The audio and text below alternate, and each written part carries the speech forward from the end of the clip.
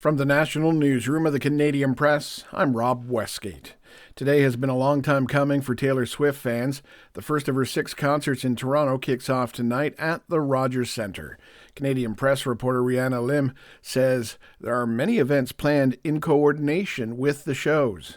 Not only are thousands of Swifties expected to go to at least one of her 6 sold-out shows, there are various Taylor Swift events going on throughout the city. There is an unofficial fan event called Tailgate that's happening at the convention center nearby.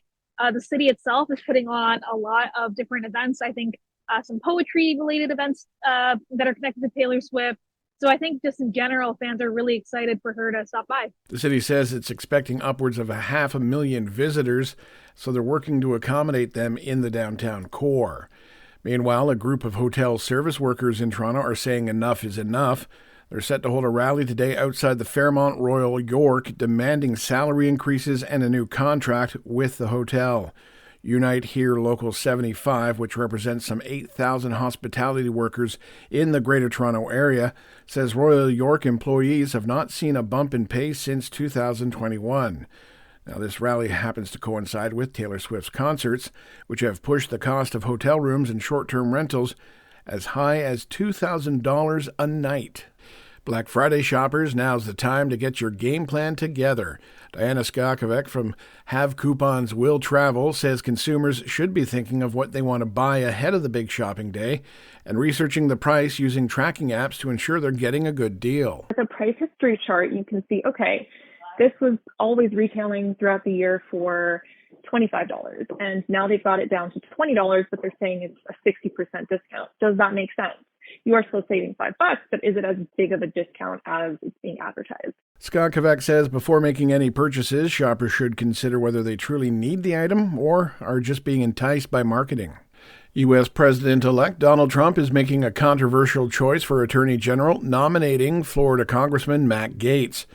Reporter Christian Cordero explains what's causing the concern. If confirmed, Gaetz would lead the same federal agency that investigated him for years for alleged obstruction of justice and sex trafficking. The Justice Department ultimately closed that investigation without filing charges. To be confirmed, Gaetz would have to win over some of his fellow Republicans, who he has been at odds with. And finally, Israel says 15 trucks carrying aid have been allowed into northern Gaza. Aid groups have warned that a months-long Israeli offensive in that region could cause a famine. The trucks were carrying food and water as well as hygiene, shelter, and medical supplies. UN agencies did not immediately confirm the delivery of the aid. Israeli forces have encircled the Gaza Strip's northernmost areas for the past month. This is the Canadian Press. In sports, John Tavares scored with 47 seconds left in overtime as the Toronto Maple Leafs edged the Washington Capitals 4-3. Mitch Marner's power play goal with only 48 seconds left in the third period tied the game 3-3, forcing the extra session. Elsewhere, Detroit, Colorado, Vegas, and Utah were all winners in NHL Thursday night action. Onto the hard court, Giannis Antetokounmpo scored 59 points to pace the Milwaukee Bucks to a 127-120 overtime victory over the visiting Detroit Pistons.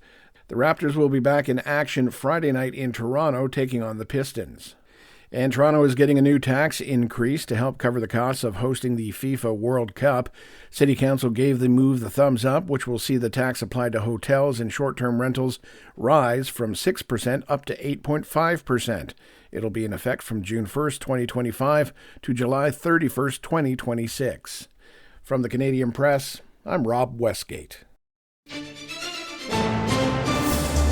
Thanks for listening. Don't forget to follow and subscribe. For more of today's top stories, visit thecanadianpressnews.ca.